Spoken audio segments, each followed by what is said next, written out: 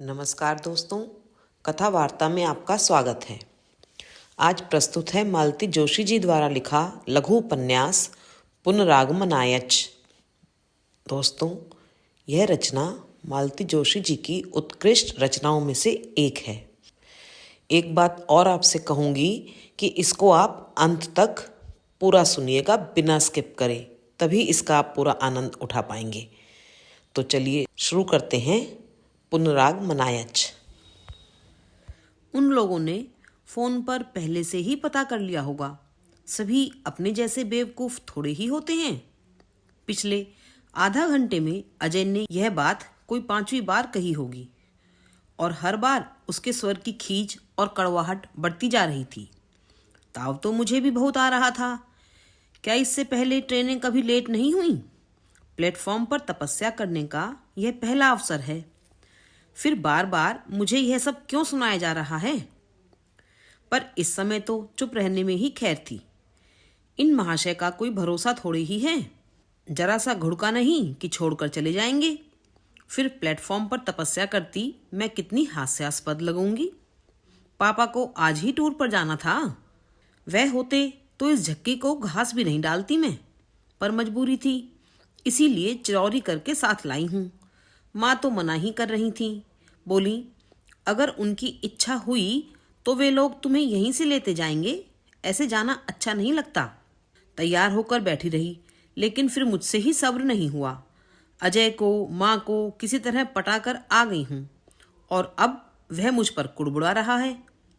अजय को क्या पता कि मन में कैसी उथल पुथल हो रही है। कल का दिन कितनी बेचैनी से कटा है। पिछले 6 दिनों तक सपनों के इंद्रधनुषी हिंडोलों पर झूलती रही थी। कल तो उस स्वप्निल अनुष्ठान का अंतिम दिन था। इसके बाद तो एकदम जयमाल के समय ही भेंट होने को थी। प्रतीक्षा करते करते पूरा दिन बीत गया। सच संवर कर बैठी मैं भाई बहनों की चुहलबाजी का आनंद लेती रही, पर धीरे धीरे उसमें भी उपहास की गंध आने लगी।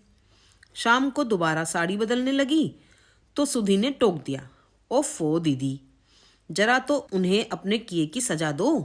उन्हें पता तो चले कि दिन भर से तुम कितनी बोर होती रही हो। अभी से उनकी आदतें मत बिगाड़ो, otherwise he will take you for granted. Sudha की बात रख ली थी मैंने। कपड़े नहीं बदले थे, पर चेहरा फिर से संवार लिया। बालों में नए सिरे से फूल टांक लिए थे। सुधी तो पागल है। भला रूठने मनाने के लिए अब समय ही कहाँ रहा। आज की शाम भर तो है। मान मनोबल के लिए तो सारी जिंदगी पड़ी है। और जैसा कि सुधी कहती है, घर में एक परमानेंट कोप भवन बनवा लूंगी। पर आज नहीं, आज तो उनका स्वागत मुस्कुराकर ही करना है, क्योंकि यही तो विदा की शाम भी है। पर कहाँ, मुस्कानों के वे दीप जलकर चुप भी गए। पर उन्हें नहीं आना था सो नहीं ही आए। तभी तो बेशरम बनकर स्टेशन पर आना पड़ा। उन्हें एक झलक देखना था। अपने सारे उल्हाने, अपना सारा प्यार आंखों ही आंखों में उन पर उड़ेलना था। उस एक क्षण के लिए मैं राधा भी थी और मीरा भी। ट्रेन आने में बस 5 मिनट रह गए होंगे जब उन लोगों की कार आती दिखाई दी। हम लोग गेट के पास ही खड़े थे। उन लोगों के आते ही अपने प्लेटफॉर्म टिकट मुट्ठी में दबाए हम लोग उनके पीछे पीछे चल पड़े। प्लेटफॉर्म पर भीड़ का एक सैलाब सा एकदम उमड़ रहा था। सभी बदहवास से दौड़ पड़े। शायद ट्रेन के आने का संकेत हो गया था। अपनी बाहों का घेरा बनाकर मम्मी जी मुझे उस धक्कापेल से बचाए हुए थीं। मुझे मालूम था घर जाकर अजय उनकी इस अदा का खूब मजाक उड़ाने वाला है, पर मेरा ध्यान अजय की ओर नहीं था। मेरी आंखें जिन्हें खोज रही थीं, वह अपनी एक झलक दिखाकर भीड़ में खो गए। मेरा मन उसके पीछे दौड़ रहा था, पर तन मम्मी जी की स्नेहिल बाहों में कैद था। वह मुझे लेकर एक और खड़ी हो गई। ट्रेन आने पर जब सब लोग कंपार्टमेंट तक पहुंच गए थे, तभी वह वहां से हिली। पर श्रीमान जी का वहां भी पता नहीं था। भैया कहाँ गया रे दिलीप? मम्मी जी ने पूछा। शायद बुक स्टॉल पर गए हैं। क्या तुम लोग उसके लिए किताब नहीं ला सकते थे? एक तो घर से जल्दी निकलने नहीं दिया, अब किताब ढूंढने चले हैं। अजय, जाओ तो अपनी दीदी को बुक स्टॉल दिखा लाओ। अजय शायद उनकी बात नहीं टालता, पर मेरा ही मन नहीं हुआ। अगर उन्हें उत्सुकता नहीं है तो मेरी क्या अटकी पड़ी है? दूसरे ही क्षण सोचा शायद मेरे लिए यह संकेत हो, पर इस ऊहापोह में ट्रेन ने हॉर्न दे दिया। वह भागते हुए आई, मम्मी डैडी के पैर छुए, शैलदा से गले मिले, दिलीप दीनू की पीठ थपथपाई, अजय से हाथ मिलाया और चलती ट्रेन में चढ़ गए। उनके लिए मैं जैसे वहां थी ही नहीं। कोई चौथा पत्र फाड़कर मैं फिर हाथ पर हाथ धरे बैठी हुई थी। मन में हजार बातें थीं, पर कागज पर आते ही सब कुछ अर्थहीन हुआ जा रहा था। कोई लिखे भी तो कैसे और किसे लिखे? अभी 10 दिन पहले तक जिसका नाम भर सुना था वही व्यक्ति सप्ताह भर में कितना अपना हो गया था, जैसे युग युगों की पहचान हो। और फिर वही आज शाम प्लेटफॉर्म पर कितना अजनबी बन गया। अजीब असमंजस था। ए दीदी, सुधी ने मुझे चौंका दिया, सो जाओ अब, सुबह जरा तरोताजा होकर लिखना।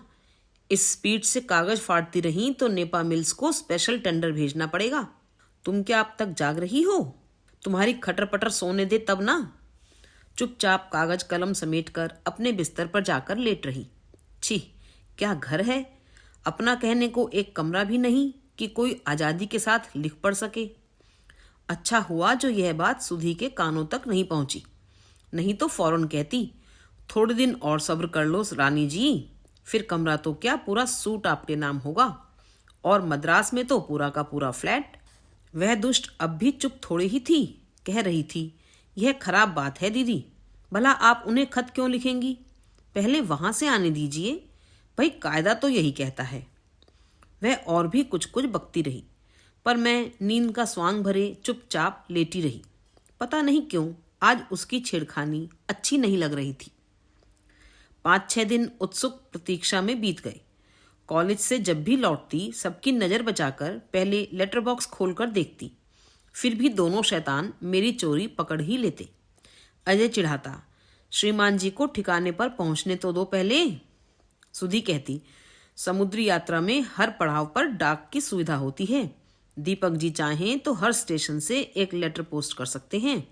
अजय कहता, बेचारों के पास अपना पता भी तो नहीं है, क्या मम्मी जी के केयर ऑफ भेजेंगे?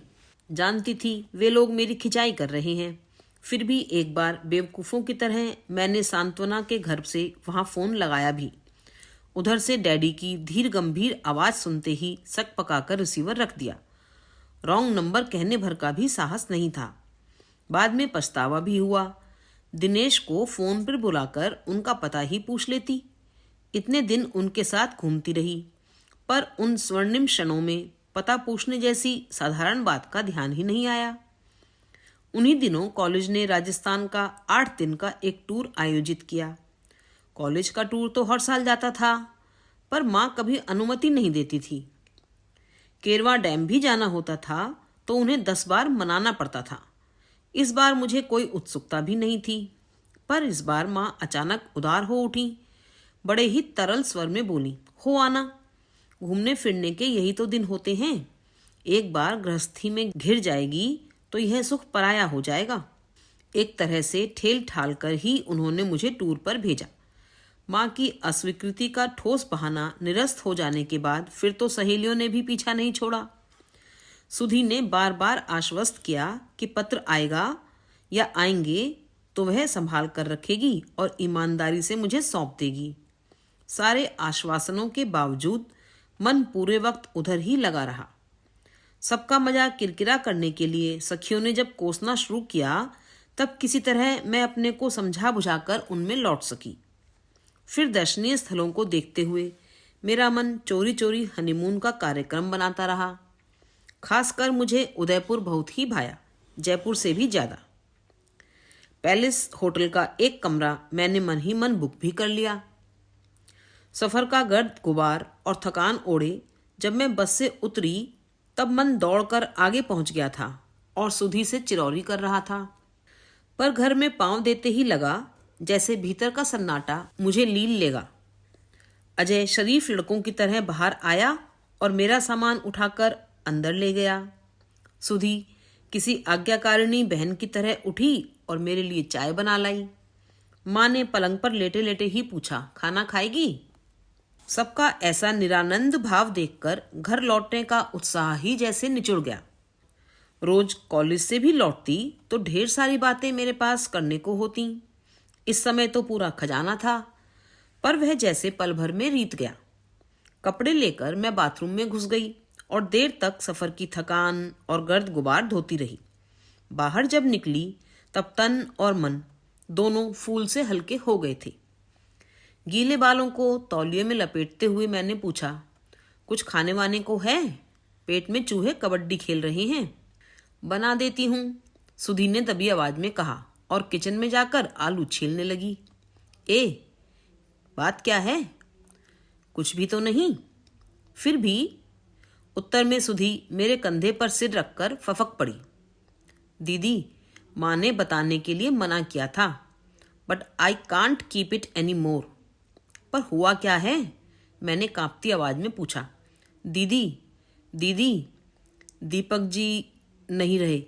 3 शब्द, केवल 3 शब्द, लेकिन वे जैसे मेरे संपूर्ण अस्तित्व को रौंदते हुए चले गए। मेरी चेतना के सारे तार एक साथ झनझनाकर बज उठे और बस इसके बाद सब कुछ एकदम शांत हो गया। होश जब आया तब मैं अपने बिस्तर पर लेटी हुई थी। मोहल्ले के डॉक्टर सिन्हा मेरी नब्ज पकड़े हुए थे। माँ, अजय और पापा पलंग को घेर कर खड़े थे। मुझे कुछ प्रकृतिस्थ होते देखा तो डॉक्टर सिन्हा उठ खड़े हुए। Now it is all right baby, have cup of milk and try to sleep. मेरे सिर को प्यार से थपकाते हुए उन्होंने कहा और बाहर चले गए। उनके पीछे पीछे पापा भी। माँ मेरे सिरहाने आकर बैठ गई और उन्होंने मेरा सिर गोद में ले लिया। अजय जाकर मेरे लिए बॉर्नवीटा ले आया और माँ चम्मच से मुझे पिलाने लगी। सुधी कहाँ है? कुछ देर बाद मैंने क्षीण स्वर में पूछा। फिर माँ की दृष्टि का अनुसरण किया तो देखा वह अपराधी भाव से दूर खड़ी कातर दृष्टि से मुझे ही निहार रही है। मैंने इशारे से उसे पास बुलाया। वह दौड़कर मुझसे लिपट गई और आंसुओं का एक सैलाब सा उमड़ पड़ा। बाद में उसी ने मुझे विस्तार से सब कुछ बताया था। शैलदा किसी इंटरव्यू के लिए मद्रास गए हुए थे। दीपक उन्हें लिवाने स्टेशन पहुंचे थे। स्टेशन से घर को आते हुए ही उनकी मोटरसाइकिल एक सिटी बस से टकरा गई। शैलदा तो उछलकर दूर जा गिरे, पर दीपक जी तो एकदम पहियों में आ गए। उनकी छिन्न विछिन्न देह और घायल शैलदा दूसरे दिन विमान से यहाँ पहुंचे थे। डैडी को तो खबर सुनते ही अटैक हो गया था। अकेले दिलीप ने सारा काम संभाला था। यहाँ इतना सब हो गया और तुमने मुझे खबर तक न की। कहाँ करती? क्यों? कॉलेज के पास हमारा पूरा प्रोग्राम था। तुमने फोन तो किया होता, मैं उड़कर चली आती। और आकर क्या कर लेती? कोई भी क्या कर लेता है, पर जो अपना होता है वह तो दौड़कर आता ही है। हाँ, जो अपने होते हैं वे तो आते ही हैं, लेकिन चुप क्यों हो गई? दीदी, तुम अपनों में नहीं थी, बल्कि उस समय तो सबके लिए तुम, बल्कि माँ कह रही थी तुम्हारा यहाँ ना होना ही ठीक रहा। क्यों? वहाँ जो कुछ भी कहा सुना जा रहा था वह तुम सह नहीं पाती। कौन कह रहा था? लोग कह रहे थे। क्या कह रहे थे लोग? हिंदुस्तानी लोग ऐसे मौकों पर कैसी बातें करते हैं पता तो है। सारा दोष तुम्हारे मत्थे मढ़ रहे थे। मतलब मुझे अपशकुनी कह रहे थे? सुधी चुप हो गई। अभी कुछ दिन पहले तक मेरा पैर उस घर के लिए बहुत शुभ था, और आज मैं अपशकुनी करार दे दी गई। घटनाओं पर न तब मेरा वश था न आज है, पर नियति का भागी मुझे हर बार बनना पड़ा। जिस दिन मेरा रिश्ता गया था उस दिन डैडी ने एक महत्वपूर्ण मुकदमा जीता था। जिस दिन वे लोग मुझे देखने आए थे दिलीप का पीजी के लिए सिलेक्शन हो गया था। सगाई वाले दिन ही शैलदा का रिजल्ट आया था और वह बैंक में प्रोबेशनरी अफसर बन गए थे। सबका मुंह मीठा कराते हुए डैडी ने कहा था, शैल है तो मेरी बहन का लड़का, पर बचपन से इसी घर में रहकर मेरे बच्चों के साथ ही पला बड़ा है। एक तरह से घर का ही लड़का है। बहू के भाग्य से आज उसकी भी मेहनत सफल हो गई। ऐसी सुलक्षणी बहू थी मैं, और आज एकदम अपशकुनी हो गई। सुधीर ने बताया कि औरतें इतने कठोर शब्दों में मेरी भर्त्सना कर रही थीं कि माँ का कलेजा छलनी हो गया। दोबारा वहां जाने की हिम्मत नहीं पड़ी। और फिर जरूरत ही क्या थी, रिश्ता जो था अपने आप ही टूट गया था। कितनी आसानी से सबने इस कटु सत्य को स्वीकार कर लिया था। काश मैं भी उतनी आसानी से सब कुछ भूल पाती, मन के कागज को फिर से कोरा कर लेती। दिवाली आई और चली गई। एक दीपक के बुझते ही सारे दीप मेरे लिए अर्थहीन हो उठे थे। हाँ, घर का वातावरण धीरे धीरे सामान्य हो चला था। मिलने जुलने वाले पहले की तरह आने लगे थे। इस दुर्घटना की चर्चा भी अब पहले की तरह फुसफुसाकर नहीं होती थी, बल्कि कुछ लोग तो माँ पापा को बधाई सी देने लगते। चलिए, ईश्वर को यही मंजूर था तो यही सही। आप तो इस बात की खैर मनाइए कि भला बुरा जो भी होना था शादी से पहले ही हो गया, नहीं तो लड़की की जिंदगी तबाह हो जाती। जैसे तबाह होने में अब भी कोई कसर बाकी थी। मुझे उन लोगों की बुद्धि पर तरस आता। हर बात का बस व्यवहारिक पक्ष ही देखेंगे, भावनाओं का तो इनके लिए जैसे कोई अस्तित्व ही नहीं है। माँ भी तो कभी कभी कैसी अजीब बातें करने लगती। उन दिनों मैंने कॉलेज जाना छोड़ दिया था। दोपहर में पूरे घर में मैं और माँ, बस दोनों ही होते। तब माँ से कैसा तो डर लगने लगता। एक दिन पूछा, निधि तुम लोग कहाँ कहाँ घूमने जाते थे? हम लोग कहाँ कहाँ नहीं गए थे माँ, सातों आसमान की सैर कराए थे हम लोग। तुम्हें बहुत सारे लोग देखते होंगे ना? शायद। यहाँ होश ही किसे था? यह सब कुछ क्यों पूछ रही हो माँ? डर लगता है रे, कल को कहीं बात चले तो इन्हीं बातों का बतंगड़ ना बन जाए। अब शकुन का एक ठप्पा वैसे ही लग चुका है। तुम क्या दोबारा मेरी शादी के लिए सोच रही हो माँ? दोबारा से क्या मतलब? शादी तो पहली बार ही होगी। सच तो है, शादी तो पहली बार ही होगी। और मेरे साथ जो घट गया वह क्या था? केवल एक दुस्वप्न। निधि, माँ एक दिन पास आकर बैठ गई। निधि, एक बात पूछनी थी रे। कौन सी माँ? तुम लोग, मेरा मतलब है तुम और दीपक। और माँ चुप हो गई। पूरी बात कहो ना माँ, मैं और दीपक। मेरा मतलब है तुम लोग किस सीमा तक बढ़ गए थे? मैंने माँ की ओर देखा, प्रश्न पूछकर जैसे वह खुद ही संकोच से गड़ गई थी। उसी समय पोस्टमैन ने आवाज दी और वह जैसे जान छुड़ाकर भाग खड़ी हुई। माँ के प्रश्न का क्या उत्तर था मेरे पास? कैसे कहती कि माँ, सीमाएं तो सारी कब की टूट चुकी थीं। वहां तो प्रणय का सार्वभौम साम्राज्य स्थापित हो चुका था। माँ के भयाकुल मन को भली भांति पढ़ सकती थी मैं। हम लोगों के उस स्वच्छंद विचरण का उन्होंने शुरू से ही विरोध किया था, पर पापा ने उन्हें डपट दिया था। बोले थे, इस तरह मना करना उन लोगों पर अविश्वास करने जैसा होगा। आखिर उसके भी माँ बाप हैं। पर वे लड़के के माँ बाप हैं, उससे क्या फर्क पड़ता है?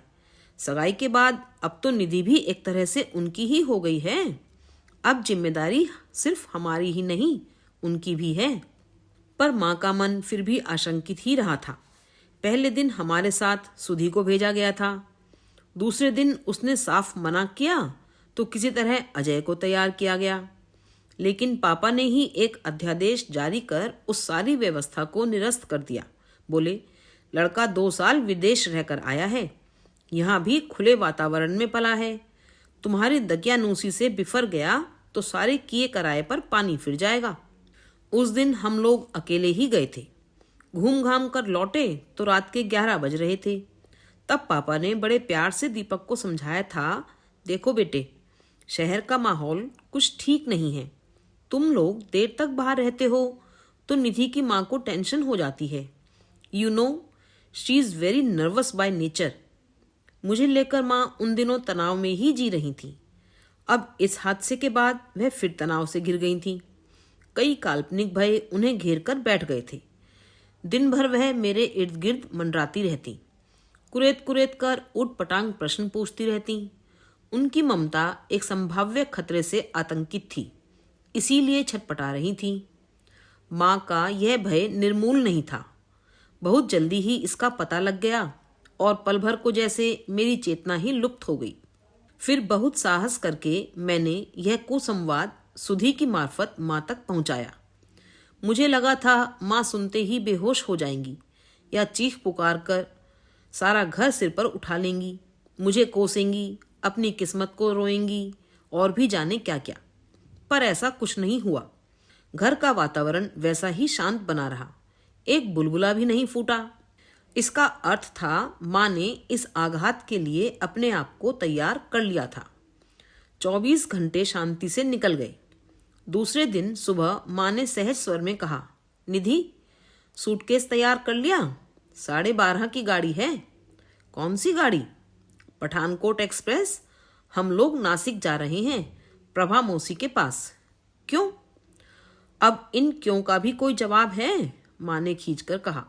फिर दूसरे ही क्षण बोली, एक बार प्रभा मौसी को ठीक से दिखा लेते हैं। यदि ऐसा वैसा कुछ हुआ तो वहीं रफा दफा कर देंगे।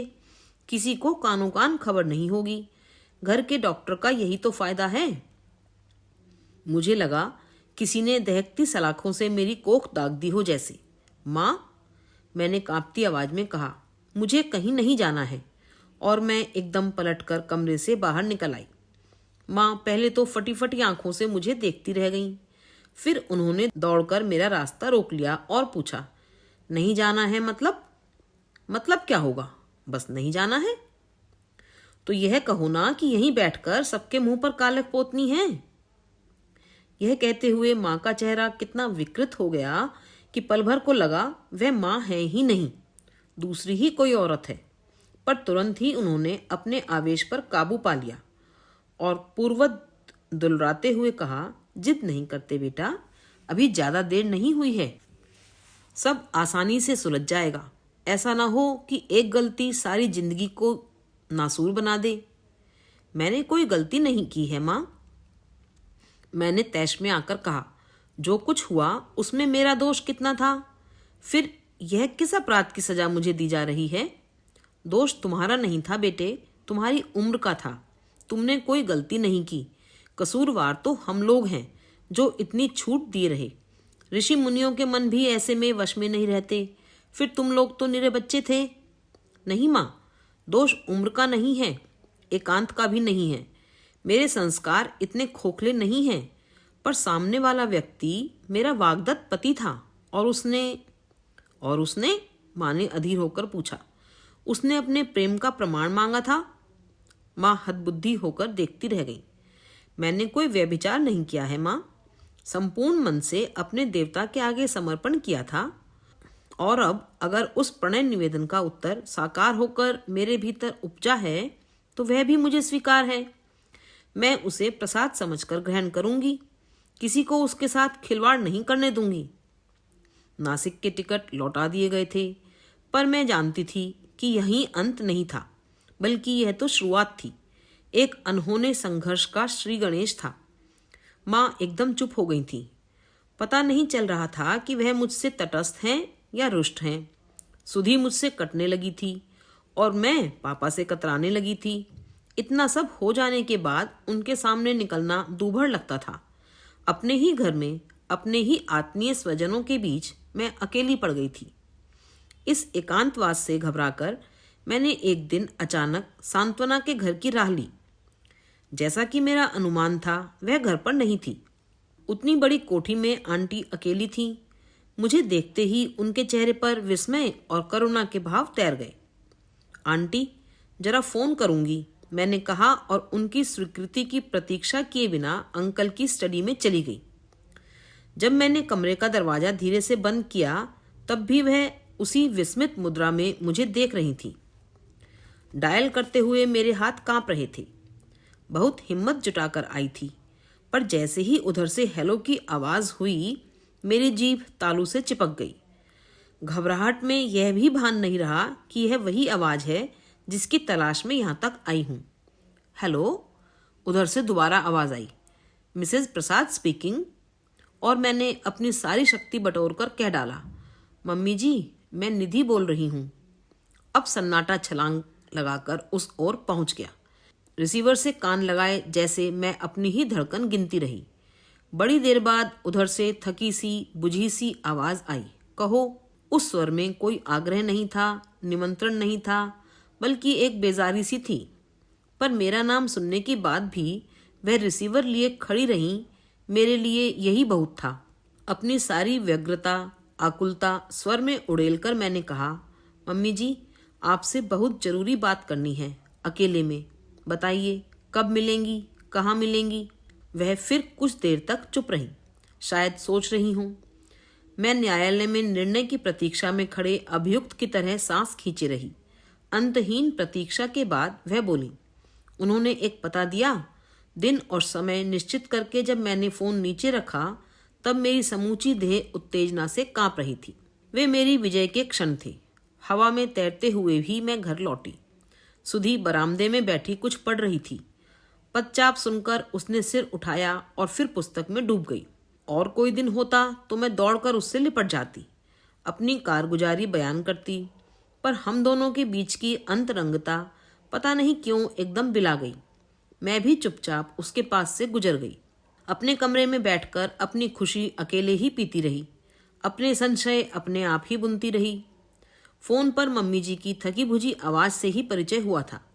प्रत्यक्ष देखा तो लगा मूर्तिमंत करुणा मेरे सामने खड़ी है।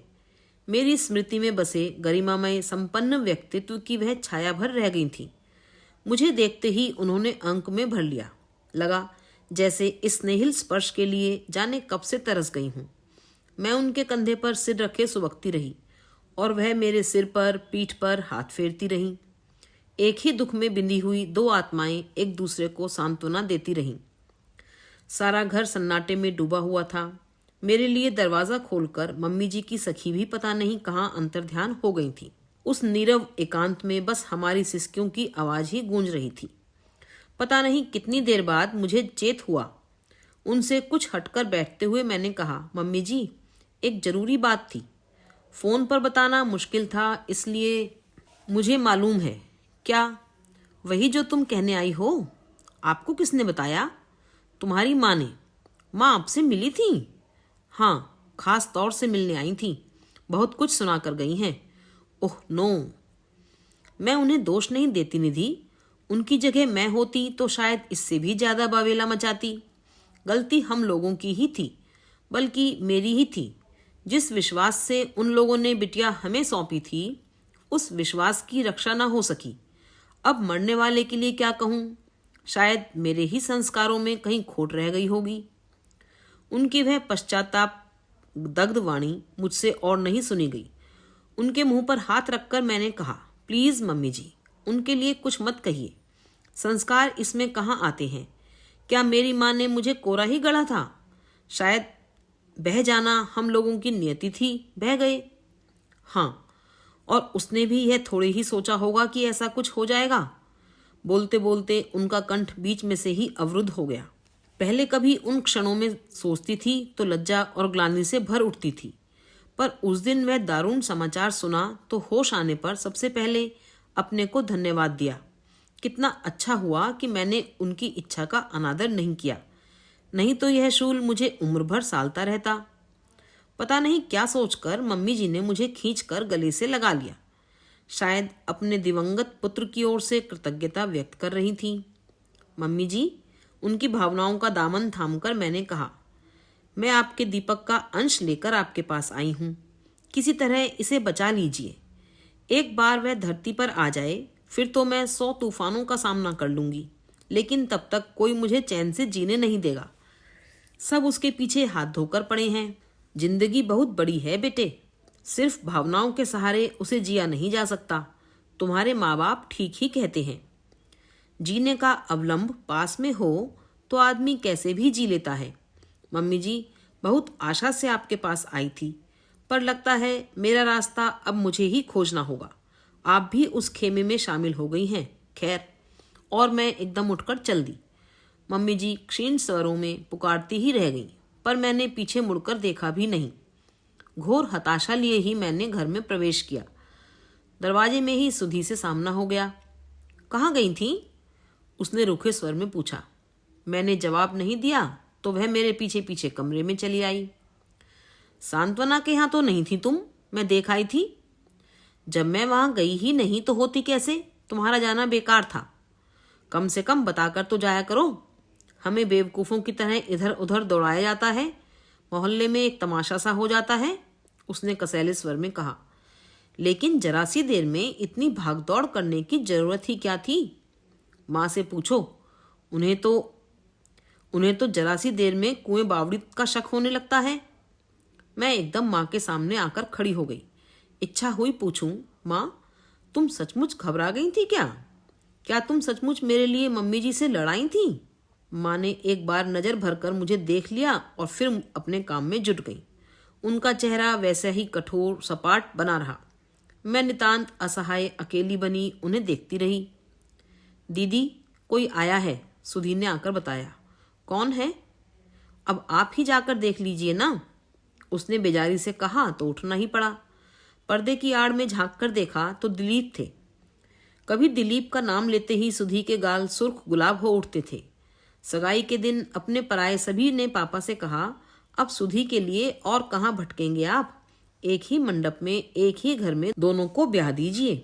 योजना बुरी नहीं थी, पर बाद में दीपक ने ही एक दिन बताया था कि दिलीप अपनी एक सहपाठिनी से वचनबद्ध है, अभी घर पर बताया नहीं है, ठीक समय की प्रतीक्षा कर रहा है। तब से बात आई गई हो गई थी। उसके बाद तो खैर।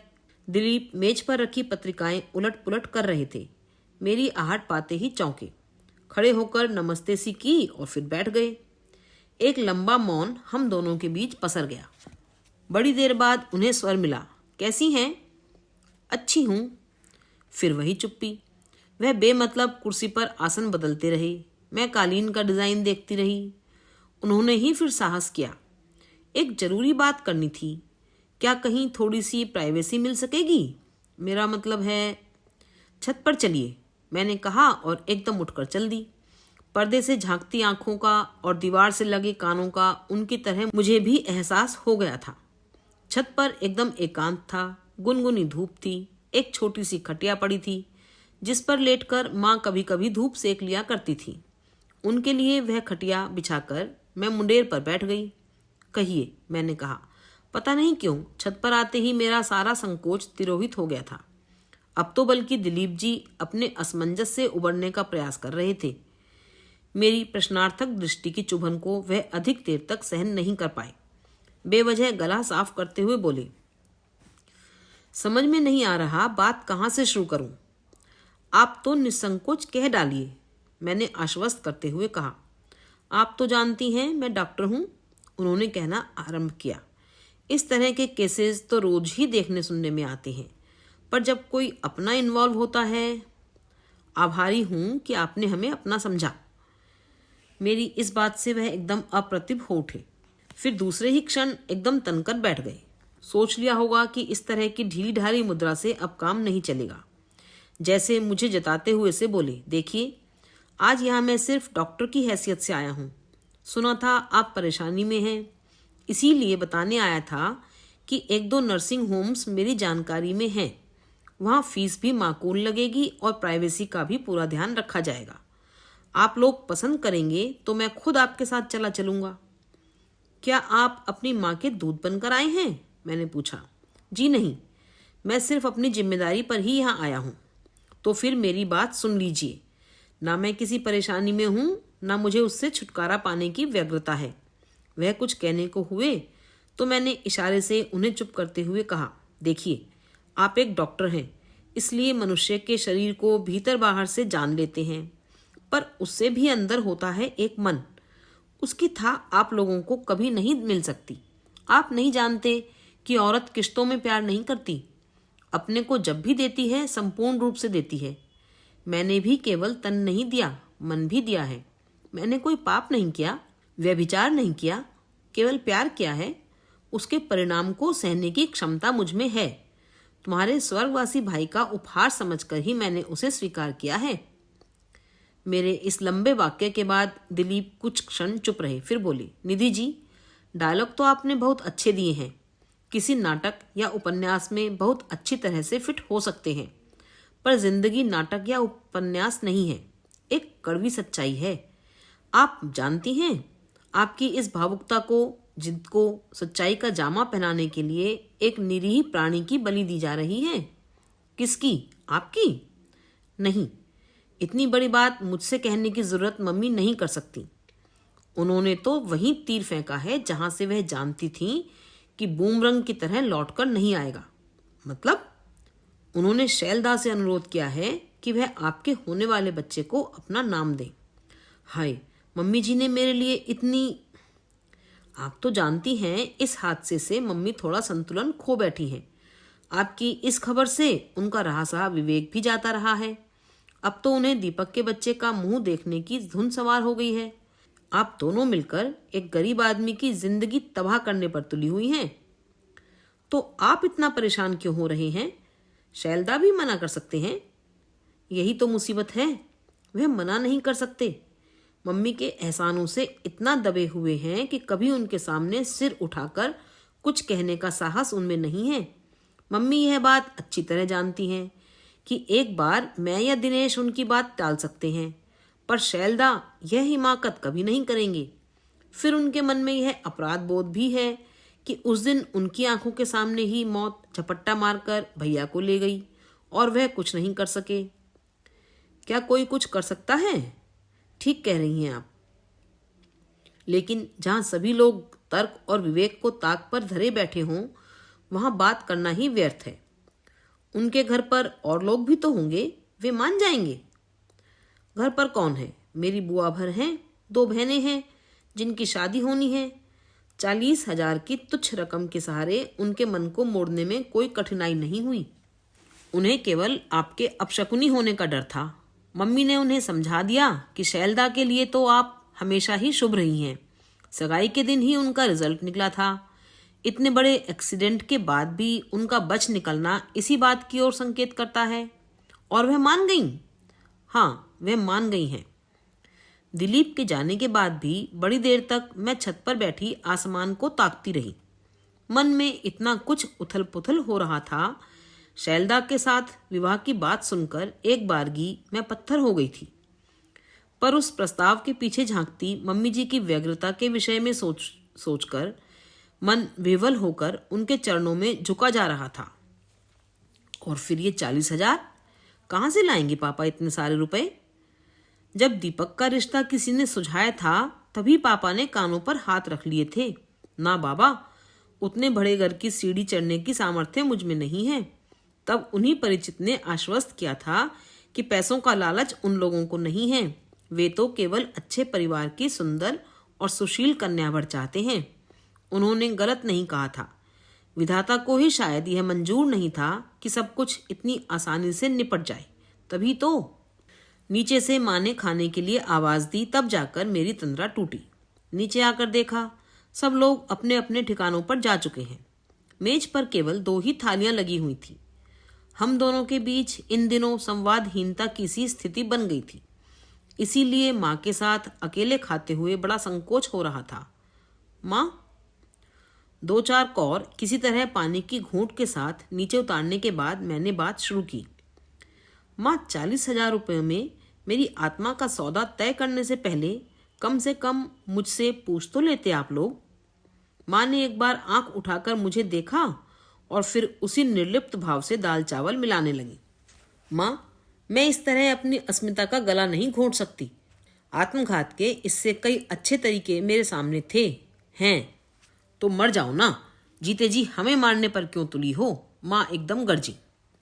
मैं हदबुद्धी सी उन्हें देखती रह गई। उनका चेहरा तमतमाया हुआ था, आंखों से आग बरस रही थी, नथुने फूले हुए थे। अपनी स्नेहमयी माँ का यह विकराल रूप देखकर मैं तो एक बारगी सहम गई। बात क्या करती? उनकी ओर देखने का भी मुझे साहस नहीं रहा। यह नहीं करेंगे, वह नहीं करेंगे, आखिर क्या करोगी यह तो बताओ। तुम्हारी इस अनोखी जिद के लिए हम सब कुएं में कूद जाएं या फांसी लगा लें। कभी यह भी सोचा होता कि एक बहन और भी है घर में, कल को उसकी भी शादी होनी है। हम कौन सा मुंह लेकर लड़के वालों के दरवाजे जाएंगे बताओ तो। उस बमबारी को सिर झुकाकर सह लिया मैंने। ठीक तो था, अपनी खुशी के लिए मैं सुधी के जीवन के साथ खिलवाड़ नहीं कर सकती थी। क्या इसी कारण सुधी मुझसे इन दिनों इतनी कट गई है? उसका अहित तो मैं कभी सोच भी नहीं सकती। उधर में 2.5 मास का गर्भ और मन में परिजनों के प्रति अपार वितृष्णा लेकर मैंने एक सुमुहूर्त में शैलजी का वरण कर लिया। नव परिणीत पति की सन्निकट उपस्थिति में उदासीन मैं निर्लिप्त भाव से बात के विधि विधान करती गई। सपाट स्वर में विवाह मंत्रों का अनुच्चार करती रही, पर उन मंत्रों ने मुझे कहीं से भी नहीं छुआ। मन जैसे पथरा गया था। लोगों से सुना कि समारोह बड़ा शानदार रहा। इस विवाह में दोनों पक्षों ने जिस सूझबूझ और समझदारी का परिचय दिया, उसकी भी बहुत प्रशंसा हुई। मैंने सारी चर्चा को इतने तटस्थ भाव से सुना कि जैसे वह किसी और के विवाह का प्रसंग हो। विदा के बाद मुझे सीधे शैल जी के गांव ही ले जाया गया। वहाँ मामी जी, अब मम्मी जी नहीं कह सकती थी ना, वहाँ मामी जी ने ही मेरा परीक्षण किया। वह ही मुझे अंक में भरकर भीतर लिवा ले गईं। औरतों के उस हुजूम में केवल 2 चेहरे ही पहचानने से लग रहे थे, रमा और उमा के। उस बार सगाई के समय ये दोनों मेरे पास ही मंडराती रही थीं, पर इस बार दूर से ही टुकुर टुकुर ताकती रह गईं। द्वार छिकाई की भी बस एक रस्म भर हुई, न हंसी न ठट्टा, न मान न मनुहार। उमंग तो मेरे मन में भी नहीं थी, पर इतने ठंडे स्वागत की अपेक्षा भी नहीं थी। मामा के द्वार मंडप नहीं डलता, इसी से शायद शादी गांव से की गई थी। सारे कुलाचार संपन्न होते ही हम लोग दूसरे दिन मामा जी लोगों के साथ शहर आ गए। मुझे अपने कमरे में पहुंचाते हुए मामी जी ने कहा, निधि, इब्राहिम से कह देती हूँ गाड़ी अभी गैराज में ना रखे। तुम्हें अपने घर से कुछ सामान लाना हो तो ले आओ। माँ से भी मिल लेना। फिर तुम लोगों को कल जाना भी है। कहाँ जाना है? गोवा, हनीमून पर, उन्होंने कहा और एकदम मुंह फेर कर चली गईं। समझ गईं कि हनीमून की कल्पना से वह ज्यादा खुश नहीं है। खुश तो खैर माँ भी नहीं हुई। बोली, इतनी दूर जाने की क्या जरूरत है रे? मुझे तो बड़ा डर लग रहा है। मैं हंस पड़ी। कहा, तुम लोग भी अजीब हो माँ। जब सचमुच डरना चाहिए था तब तो निश्चिंत बने बैठे रहे, और जब मैं अपने ब्याहता पति के साथ जा रही हूँ तब तुम्हें चिंता हो रही है। वो बात नहीं है रे, लेकिन कैसे कैसे किस्से सुन रही हूँ आजकल, सोचकर ही दिल कांप उठता है। माँ, तुम लोगों ने बड़ी गलती की। कैसी? पूरे 40 के 40,000 एक मुश्त थमा दिए। यह ठीक नहीं रहा। आधी रकम रोक लेनी थी। उससे क्या होता? उससे मेरी सुरक्षा की गारंटी तो हो जाती। अपन वर पक्ष को जता देते कि बाकी रकम दुल्हन की हनीमून से सकुशल वापसी के बाद मिलेगी। बस फिर तुम्हारी चिंता अपने आप दूर हो जाती, वह किसी और के सिर पर सवार हो जाती। माँ फिर कुछ नहीं बोली। समझ गई कि मैं हर बात का मखौल उड़ाने पर तुली हुई हूँ। माँ का इस तरह भयाकुल होना उनके असीम वात्सल्य का द्योतक था। कभी यह मुझे गदगद कर देता था, पर आज तो मैं एकदम स्थित प्रज्ञ हो गई थी। सुनिए, आधी रात को मैंने ही मौन के उस घनीभूत कोहरे को भेदने का प्रयास किया। वह एक लंबी सी आराम कुर्सी पर अधलेटे से कुछ पढ़ रहे थे। मेरी पहली आवाज़ तो उनके कानों तक पहुंची ही नहीं। दूसरी बार उन्होंने आंख उठाकर मेरी ओर देखा। मुझे आपसे माफ़ी मांगनी है। किस बात की? मेरी वजह से आपको यह अनचाहा संबंध स्वीकार करना पड़ा। वह अपनी जगह से उठे, पुस्तक तिपाई पर रखकर उस सजे संवरे पलंग के एक किनारे जाकर बैठ गए।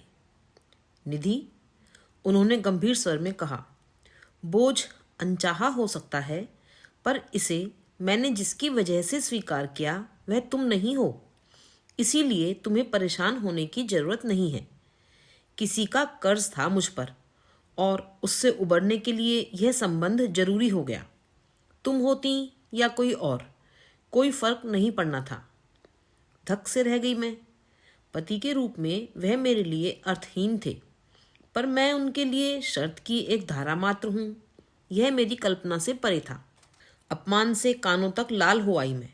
लगा कि वे सारे फूल, सारी दीपमालाएं मेरा उपहास कर रही हैं।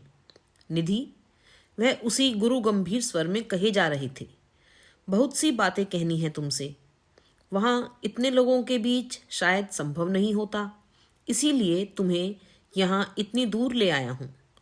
नहीं तो तुम जानती हो, हनीमून का कोई मतलब नहीं है अब।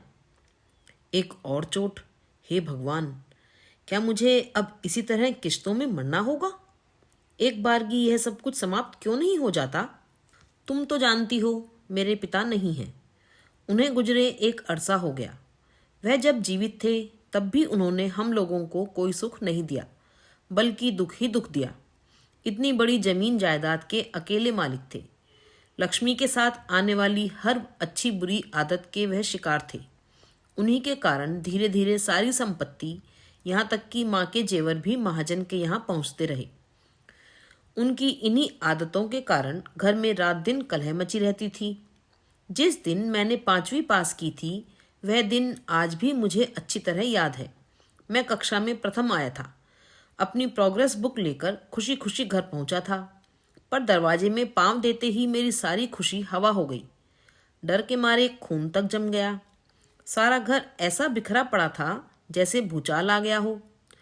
पिता साक्षात काल बने कमरे के बीचों बीच खड़े वाही तबाही बक रहे थे। मुझे देखते ही उन्होंने मेरी प्रोग्रेस बुक झपट ली। पल भर में उसकी चिंदियां हवा में उड़ रही थीं और मैं असहाय बना देख रहा था। दूसरे ही क्षण उन्होंने ऐलान किया कि इसके बाद पढ़ाई खत्म, कोई काम धंधा ढूंढो और घर चलाओ। मैं 12 साल का नासमझ लड़का उनका यह आदेश सुनकर ही दहल गया। कौन देगा काम मुझे? क्या सचमुच होटल में जाकर कप प्लेटें ही धोनी होंगी या स्टेशन पर बोझा उठाना होगा? जिस बात को लेकर इतना हंगामा मचा था, लाचार होकर माँ को वह माननी पड़ी। लड़कियों की कानों से सोने की बालियां निकालकर अम्मा ने उनके सामने फेंक दी। तब जाकर उनका रोष शांत हुआ। इस तरह सोने का वह आखिरी तार शराब की भेंट चढ़ गया। उनके बाहर जाते ही अम्मा ने हम तीनों को साथ लिया, बस पकड़ी और मामा जी के दरवाजे आकर खड़ी हो गई। मुझे जबरदस्ती मामी की गोद में बिठाकर बोली, भौजी, आज से तुम्हारे 4 लड़के हुए। प्यार से या मार से, जैसे चाहो इसे आदमी बना दो। लड़कियों को तो मैं भूखी प्यासी रहकर भी पाल लूंगी, पर लड़का अगर बिगड़ गया तो मेरा बुढ़ापा भी खराब हो जाएगा। मामा जी ने उन दिनों वकालत शुरू की ही थी। ऐसी खासी आमदनी भी नहीं थी, पर मामी ने इस अतिरिक्त भार को खुशी खुशी स्वीकार किया। मुझे माँ का सा प्यार दुलार दिया। कभी अम्मा की याद नहीं आने दी, कभी मुझ में और अपने बच्चों में फर्क नहीं किया। बाहर वाले तो जानते ही नहीं कि मैं उनका बेटा नहीं हूँ।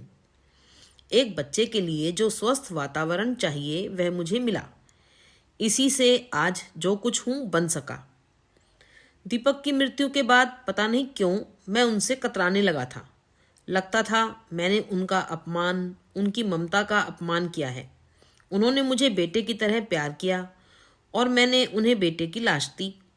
इसी शर्म के मारे मैं अस्पताल से सीधा गांव चला गया था। वहीं वह एक दिन पहुंची, मुझे अंक में भरकर देर तक रोती रही। फिर अपनी ममता का वास्ता देकर बोली, शैल, बड़ी उलझन में फंस गई हूँ रे, क्या मेरी एक बात मानेगा? मैंने कहा, मामी, तुम्हारे मुझ पर इतने उपकार हैं कि प्राण भी मांग लो तो मैं मना नहीं करूँगा। वह बोली, शैल, मुझे प्राण नहीं, तुम्हारा नाम चाहिए। क्या दीपक के बच्चे को तुम अपना नाम दे सकते हो? पल भर को कमरे में सन्नाटा सा छा गया। मेरी सांस तक रुक गई थी। कुछ क्षण बाद मैंने आंख उठाकर देखा, वह एकटक मुझे ही देख रही थी।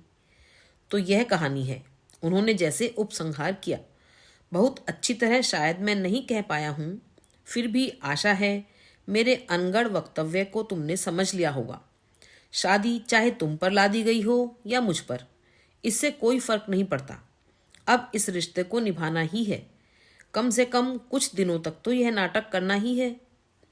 अपना मोड ऑफ कंडक्ट क्या हो, यही तय करने के लिए तुम्हें इतनी दूर ले आया हूँ। तुम जैसा चाहोगी वैसा ही होगा। पर एक प्रार्थना है, मेरी दुखियारी माँ को यह कभी पता न चले कि मैं जानबूझकर ठगा गया हूँ। बस इतना ही। 2 दिन बाद ही हम लोग वहाँ से लौट आए।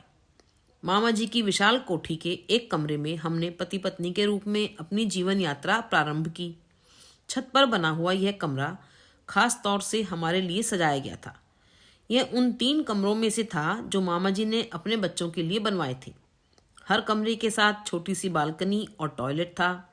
एक कमरा इस समय दिलीप के पास था और दूसरा मेहमानों के लिए था। मामा जी का स्वास्थ्य इन दिनों नाजुक चल रहा था। रात में मामा मामी को अकेला नहीं छोड़ा जा सकता था, इसलिए दीनू उस्ताद नीचे शिफ्ट कर गए थे। घर भर में इस समय सिर्फ दिनेश ही था जिससे मैं खुल सकी थी। बहुत ही प्यारा लड़का था। बहुत जल्दी उसने इस नए रिश्ते को स्वीकार कर लिया था और लोगों से तो मुझे डर सा लगता था। पति देवता तो सौजन्य की प्रतिमूर्ति थे, पर उनकी यह अतिशय सदाशयता कभी करुणा तो कभी तिरस्कार उपजाती थी। इससे तो बल्कि लड़ाई झगड़ा होता रहता तो ठीक रहता। एक थे दिलीप जी, जो हरदम मुझे खूंखार आंखों से घूरते रहते। इस घर में जो मैंने अनधिकृत प्रवेश पा लिया था, उसे वह माफ नहीं कर पाए थे। मामा जी ने तो मुझसे एक बार भी बात नहीं की। उनके लिए घर की निर्जीव वस्तुओं में जैसे एक और की वृद्धि हो गई थी। उनकी यह उपेक्षा बेहद अपमानजनक थी, पर इस कड़वे घूंट को पिए बिना चारा भी नहीं था। हाँ, मामी जी बहुत प्यार करती थीं। लगता था जैसे सबके हिस्से का लाड दुलार दे रही हूँ। शुरू शुरू में तो अच्छा भी लगता था, पर बाद में लगने लगा कि प्यार का यह बोझ बहुत भारी है। वह मुझे पल भर भी आंखों की ओट नहीं होने देती थी। एक बार भी उन्होंने मुझे गांव में अम्मा जी के पास जाने नहीं दिया। मुझे कोई खास उत्सुकता भी नहीं थी। दिनेश ने बताया कि वह तो हमारी व्यवस्था नीचे के कमरे में ही करना चाहती थी, पर दिलीप नहीं माने। बोले, यहाँ दिन भर आवक जावक बनी रहती है, पल भर भी उन लोगों को एकांत नसीब नहीं होगा। मुझे एकांत का इतना मोह भी नहीं था, पर कमरे में चुपचाप लेटकर छत की ओर ताकना अच्छा लगता था। मामी जी जब तब ऊपर पहुंच जाती और झिड़क देती। दिन भर इस तरह सोचा नहीं करते, जरा चलती फिरती रहा करो। जब कभी उनका बीपी बढ़ा हुआ होता तब नीचे से ही आवाज दे लेती। उत्तर में जब मैं दन दनाकर सीढ़ियां उतरने लगती तब फिर डांट पड़ती। ओफो, जरा धीरे, कितनी बार कह चुकी हूं। ऐसे समय कोई, खासकर दिलीप सामने होते तो मैं शर्म से गड़ जाती। वह अजीब नजरों से मुझे घूरने लगते, जैसे मेरी फजीहत कर रहे हों। खाने के संबंध में भी उनकी 100 हिदायतें होती थीं। रोज मेरे लिए फरमाइशी नाश्ता बनता। कई बार लगता महाराजिन पता नहीं क्या सोच रही होगी, पर मामी जी जैसे अपने आप में नहीं थी। नई नई शादी हुई थी, रोज ही कहीं ना कहीं से निमंत्रण आता। इस गुमसुम से व्यक्ति के इतने सारे दोस्त होंगे, मैं सोच भी नहीं सकती थी। दोस्तों के बीच यह जिस तरह खुलते थे, वह तो सचमुच देखने की चीज थी। मुंह से चाहे जो कहते रहें, लाख मामा मामी के लाड़ प्यार का बखान करें, पर उस घर में उनका व्यक्तित्व कुंठित हो गया था, यह बात तय थी। पर उन्हें इस तरह उन्मुक्त देखने के अवसर बहुत कम आते थे। आधे निमंत्रण तो मामी जी दूर का बहाना करके ही लौटा देती थीं। जाना ही होता तो कार में जाने के लिए मजबूर करती। उनके फरमान के बाद अपील की भी तो कोई गुंजाइश नहीं थी, और अपील करता भी कौन। इब्राहिम की उपस्थिति में ये कार में बेहद बंधा बंधा महसूस करती। फिर अपने मध्यम वर्गीय दोस्तों पर कार का रौब डालना भी उन्हें अच्छा नहीं लगता था। इस दम घोटू माहौल में दिनेश ही मेरा संबल था, साथी था।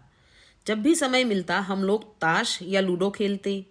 वह मुझे पत्रिकाएं लाकर देता, कॉलेज की दोस्तों के गप्पे सुनाता। घर का उदास वातावरण उस पर भी भारी पड़ रहा था, इसीलिए शायद उसकी मुझसे पटरी बैठ गई थी। वह घर पर नहीं होता तो लगता जैसे घर की रौनक ही चली गई है। मन तब बेहद उदास हो जाता। मामी जी की नज़र बचाकर मैं कमरे में आ जाती और कुर्सी पर बैठकर छत का विस्तार देखने लगती। कई बार समय का पता ही नहीं चलता था। ऐसे में पता नहीं कहाँ से दिलीप जी प्रकट हो जाते और अपने मन की सारी कड़वाहट स्वर में घोलकर कहते, सूर्यास्त तो रोज होता है, कल देख लीजिएगा। इस समय जरा दादा के चाय नाश्ते का इंतजाम कीजिए। उनकी यह बात मन पर चाबुक की तरह पड़ती और मैं तिलमिला उठती। दिनेश दौड़ा दौड़ा कमरे में आया। भाभी जी, जल्दी से मिठाई खिलाइए। किस बात की? दादा की प्रिया आ गई है। वाह दीनू जी, तुम्हारे दादा की प्रिया आएगी तो मैं क्या मिठाई बांटूंगी? झोंटा पकड़कर कहते कहते रुक गई मैं।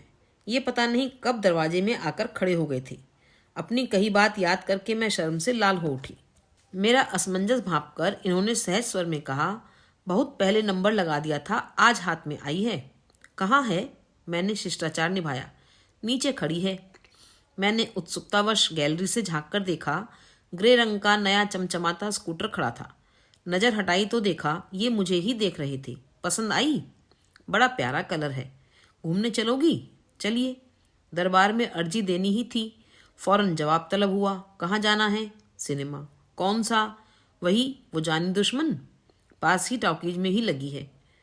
रोज आते आते पोस्टर देखते होंगे, तभी तो यही नाम जबान पर आ गया। उसमें तो सुनते हैं भूत प्रेत है, पड़ोस की मनीषा बता रही थी तुम और दीनू देखाओ, वह फिल्म निधि के देखने की नहीं है तो दूसरी देख लेंगे, इन्होंने फुसफुसाकर कहा। या नहीं भी देखेंगे, दीनू ने बात आगे बढ़ाई, यूं ही घूम घाम कर लौट आएंगे। पर मम्मी इन्हें जाने तो दो, स्कूटर के उद्घाटन का सवाल है, मेरी मिठाई मारी जाएगी। उद्घाटन हो तो गया, बैंक से उसी पर तो लौटा है। ओफो मम्मी, तुम कुछ समझती क्यों नहीं? मैं सब समझती हूँ बेटे, पर आज अमावस के दिन नई गाड़ी पर मैं नई नवेली बहू को नहीं जाने दूंगी, समझे? तुम इतनी दकियानूसी कब से हो गई? होना पड़ता है कभी कभी। माँ बेटे में ठनती रही। ये कब चुपचाप बाहर चले गए पता ही नहीं चला। मैं गुमसुम बैठी टीवी देखती रही। मूड बेतरह उखड़ गया था। 8 बजे गणेशी खाना लगने की सूचना देने आया तो धीरे से मना कर दिया। इच्छा ही नहीं हो रही थी। पर मामी जी खुद उठकर आईं। अरे वह तो अब पिक्चर देखकर ही लौटेगा, तुम कब तक बैठी रहोगी? उनकी बात टाल नहीं सकी, पर कौर बार बार गले में अटकता रहा। उनका बुझा बुझा चेहरा याद आता रहा। रात देर तक पड़ती रही। दृष्टि बार बार घड़ी की ओर उठ जाती। पहले 9:15, फिर 10, फिर 10:30। हर कांटे के साथ मेरी धड़कन बढ़ती जा रही थी। नई गाड़ी है, पता नहीं ठीक से हैंडल कर पाए होंगे कि नहीं। मद्रास वाले एक्सीडेंट के बाद से पाँव में थोड़ा दर्द रहने लगा है। कई बार एकदम जाम हो जाता है, क्या पता। और फिर मामी जी ने अमावस की याद दिला दी। अमावस को भला लोहे की चीज खरीदता है कोई? 11 बजे के बाद मुझसे रहा नहीं गया। उठकर दिलीप के कमरे तक गई। कमरे में घुप अंधेरा था। पिछली रात नाइट ड्यूटी थी, इसी से शायद जल्दी सो गए थे। भैया जी? कौन है? उनींदे स्वर में प्रश्न उभरा। क्या उत्तर दूं समझ में नहीं आया, पर उत्तर की प्रतीक्षा उन्होंने नहीं की। डॉक्टर होने का यही तो फायदा है।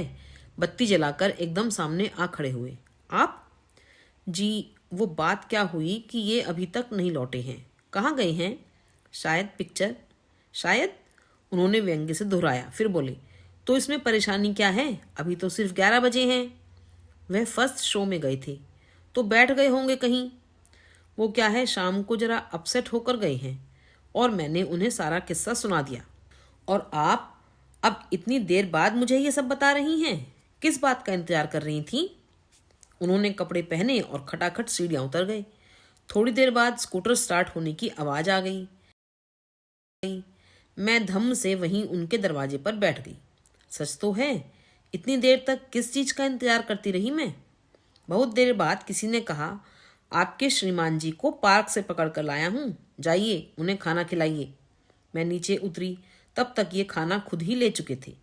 मैं चुपचाप एक कुर्सी खींचकर बैठ गई। दिलीप को नाहक परेशान क्यों किया?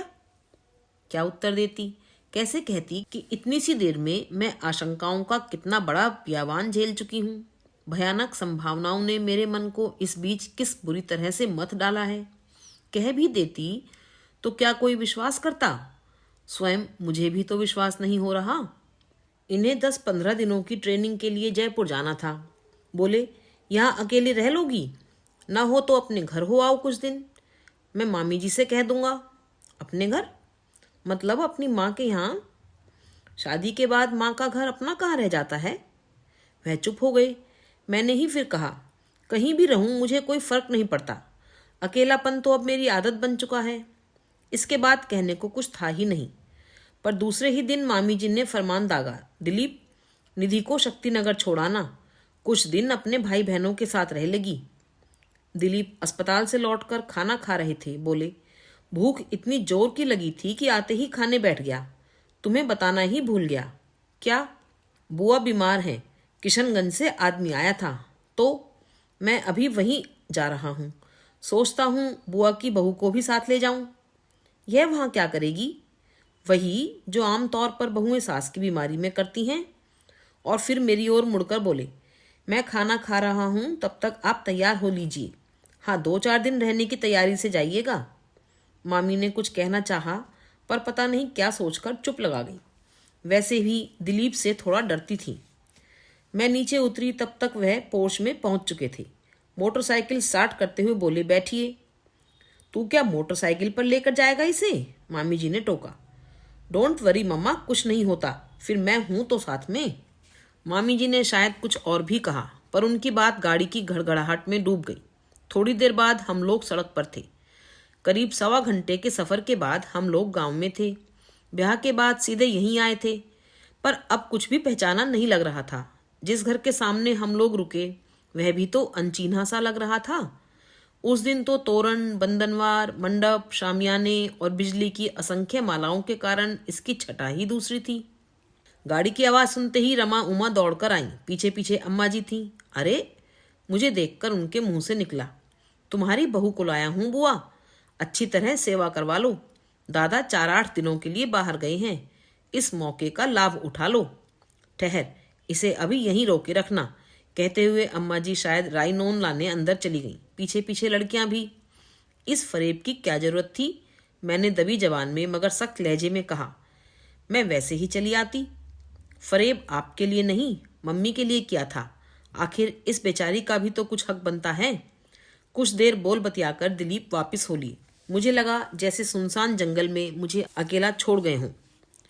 अपने ससुराल में वह पहला दिन बेहद तनाव में गुजरा, पर धीरे धीरे पता चल गया कि दूरी गलत फहमियों के कारण है।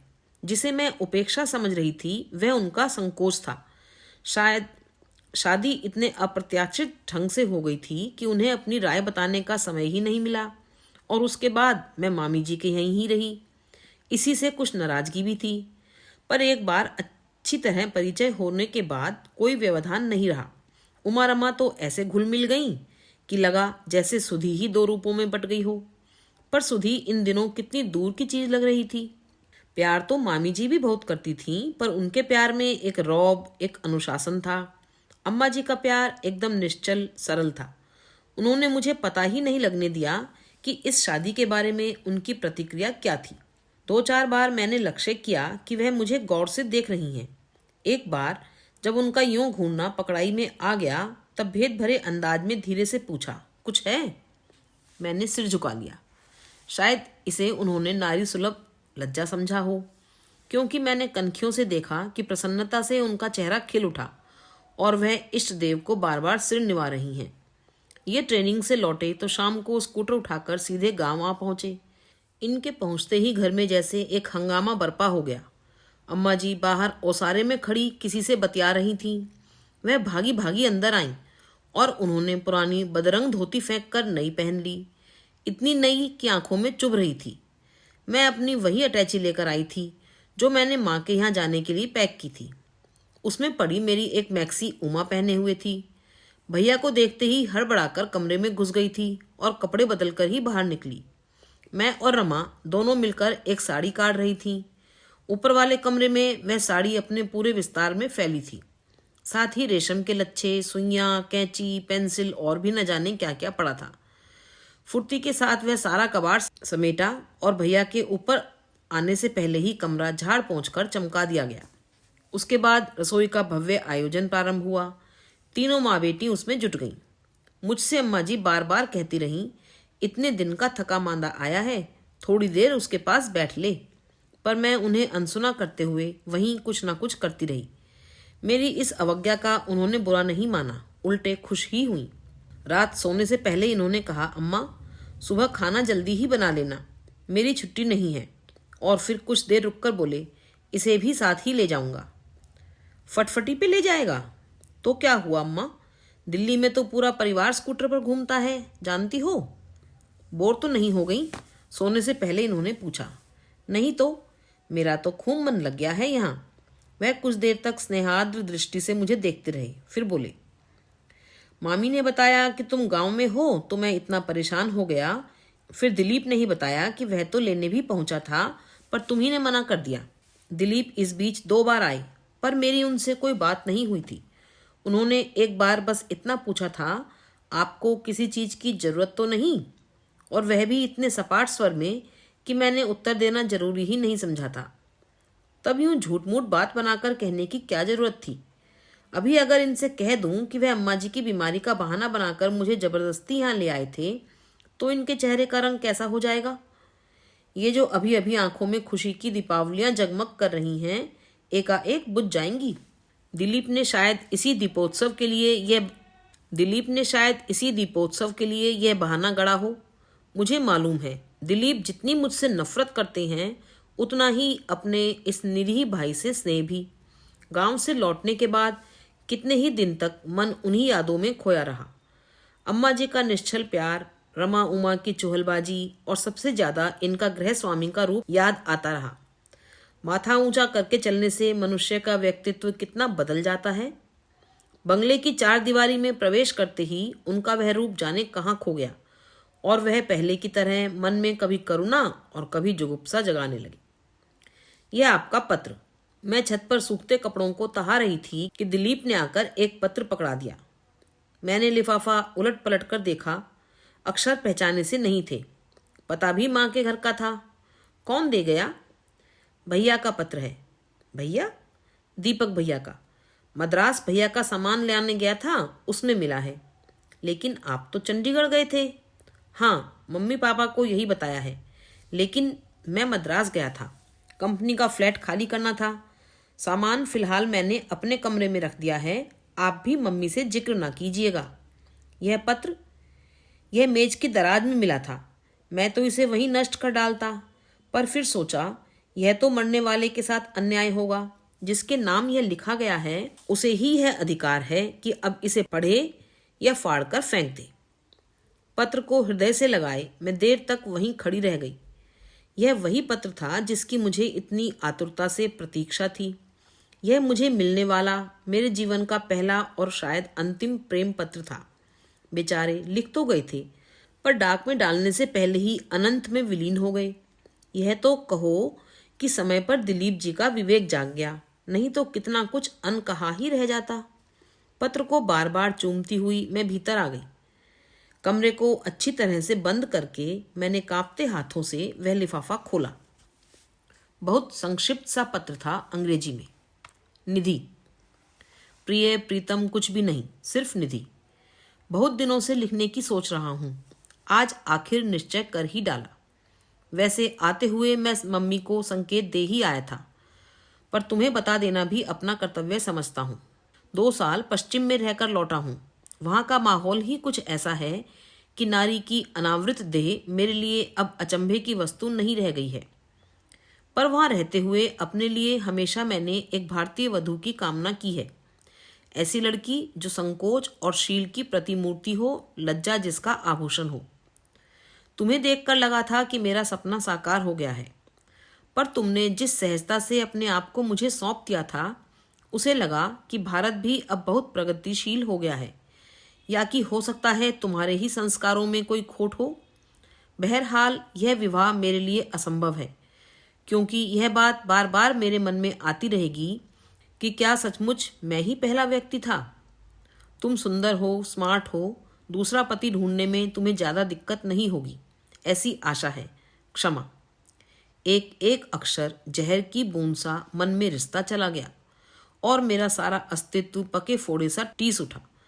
लगा कि मैं अंधकार के सागर में डुबकियां खा रही हूँ। दम घुटा जा रहा है और मृत्यु के पल नजदीक आते जा रहे हैं। लगा कि कोई घन मार मार कर मेरी गुड़ी मुड़ी संवेदना को समतल करने की चेष्टा कर रहा है। लगा कि किसी ने मुझे ऊंचे पर्वत से ढकेल दिया है और अब आवाज लगा रहा है, निधि निधि निधि। क्रमशः वह आवाज तेज होती गई। घन की चोट भी अब दोहरे जोर से पड़ रही थी। मैं लगभग संख्या शून्य होकर सारे अत्याचार झेल रही थी कि एकाएक मेरी चेतना लौटी। कोई जोर जोर से दरवाजा पीट रहा था और घबराई सी आवाज में मुझे पुकार रहा था। मैंने उठकर दरवाजा खोल दिया। ये बदहवास से दरवाजे में खड़े थे। क्या करने लग गई थी तुम? मेरा तो कलेजा मुंह को आ गया था। मैंने उनके पसीना पसीना होते चेहरे को अपलक देखते हुए सपाट स्वर में कहा, सो गई थी। वह कागज का टुकड़ा मेरी उम्र भर की नींद उड़ाकर ले गया। मैं मरने वाले को कोस रही थी। जब इतनी दिलेरी से पत्र लिख दिया था तो पोस्ट करने में कोताही क्यों कर दी? समय रहते मुझे मिल जाता, तब इस पाप के भार से मुझे मुक्ति तो मिल जाती। प्रणय का प्रतीक, प्रेम का अंकुर। मैंने 100 नामों से अपनी भूल को संवारा था। माता पिता का भी तब लिहाज नहीं किया था। वे सारे भावुक संबोधन, उदात्त विशेषण आज किन्हीं दुर्बल क्षणों की पहचान भर रह गए हैं। यह तुमने क्या किया दिलीप? मुझसे यह कैसा प्रतिशोध लिया? माना कि तुम मेरा तिरस्कार करते हो, पर अपने भाई से तो तुम प्यार करते थे ना, फिर उसकी प्रतिमा को यूं खंड खंड क्यों होने दिया? कागज का यह टुकड़ा दीपक की स्मृतियों की धज्जियां उड़ा गया है, साथ ही मुझे भी अपनी नज़र में कितना छोटा कर गया है। जब मैं नारी सुलभ लज्जा और जन्मगत संस्कारों को तिलांजलि देकर अपने देवता को समर्पित हो रही थी, वह इसे मात्र कौम कौतुम समझ रहे थे। इस शर्म को लेकर कहाँ जाऊं मैं? इस दंश को कैसे झेल पाऊंगी मैं उन अमूल्य क्षणों की धरोहर उदर में समेटे बड़े गर्व से जी रही थी। पल भर में सब कुछ समाप्त हो गया। अब इस अनचाहे बोझ से छटपटा रही हूँ। क्या इससे मुक्ति का कोई उपाय नहीं है? केवल मेरी ही बात होती तब भी ठीक था। इस प्रसंग में एक और भी निरीह प्राणी शहीद हो रहा है। उसकी हत्या का पाप किसके सिर होगा? करवट बदलकर मैंने देखा, ये मुझे ही निहार रहे थे। नींद नहीं आई। दोनों ने लगभग एक साथ पूछा और फीकी सी हंसी हंस दी। दरअसल जरा सोच में पड़ गया था, इन्होंने कहा। कोई खास बात? मैंने शिष्टाचार बरता। वह तकिए को पलंग की पीठ से टिकाकर उठकर बैठ गए। बोले, रमा की ससुराल से पत्र आया है, मुझे मुरादाबाद बुलाया है। किस लिए? वे लोग शायद दहेज की शर्तों को रिवाइज करना चाहते हैं। लेकिन ये बातें तो सगाई के समय ही तय हो जाती हैं ना। इसीलिए तो मैंने रिवाइज शब्द का प्रयोग किया है। सगाई जब हुई थी तब परिस्थिति दूसरी थी। मेरी ये बैंक वाली नौकरी नहीं थी और मेरी शादी भी नहीं हुई थी। उससे क्या फर्क पड़ता है? बहुत पड़ता है। उन्हें तो लग रहा है कि सौदा सस्ते में तय हो गया है। तो अब क्या विचार है? कल जा रहा हूँ। 19-20 का फर्क होगा तो मान लूंगा। बहुत ज्यादा मुंह फाड़ेंगे तो सारा किस्सा खत्म करके चला आऊंगा। लगी लगाई सगाई तोड़ देंगे? मैंने सिहर कर पूछा। मेरे अपने घाव अभी ताजा ही थे। तो क्या करने को कहती हो? मैं चुप ही रही। तुमने जवाब नहीं दिया। किस बात का? वहां मेरी लाइन ऑफ एक्शन क्या होनी चाहिए? क्या उनकी हर बात मान लूं? अगर एक आध खेत बेचना पड़े तो तुम्हें ऐतराज तो ना होगा? यह तो अम्मा जी से पूछिए, मैं क्या कहूं? अम्मा से तो खैर पूछना ही है, पर तुम भी तो पत्नी हो मेरी, तुम्हारा भी कुछ हक बनता है। रिश्ता लाख अनचाहा हो, इससे तुम्हारे अधिकारों में कोई फर्क नहीं पड़ता। अधिकार? इस घर में मेरा कोई अधिकार होगा, यह कब सोचा था? मैं तो स्वप्नाविष्ट सी जी रही थी, और आज वह सपना भी चूर चूर हो गया। उसकी किरचें मेरे मन मस्तिष्क को छलनी कर गई थी। सारी शाम उस टीस को, उस दर्द को मन ही मन पिया था मैंने। वह सारा संचित रोष अब एकाएक सतह पर आकर मुझे मथने लगा।